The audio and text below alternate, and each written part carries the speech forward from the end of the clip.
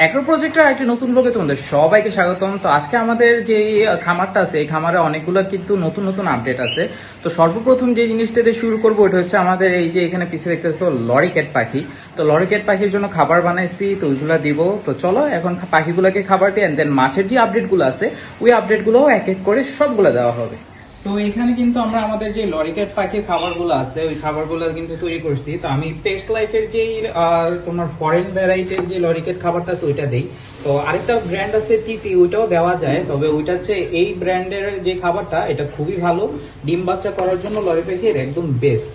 আমরা খাবারটা বানাইছিলাম একটু আগে যাতে ঠান্ডা হয় এই জন্য দিয়ে দিচ্ছি। আজকের খাবারটা একটু হালকা হয়ে গেছে, প্যারা নাই, আবার একটু পর এটা খাই ফেলবে আশা করি, একটু পর আবার দেওয়া যাবে। তো চলো আমরা আমাদের পাখিগুলাকে খাবার দিয়ে দিই। তো এখানে আছে আমাদের যে বেবিটা ছিল ওই বেবিটা,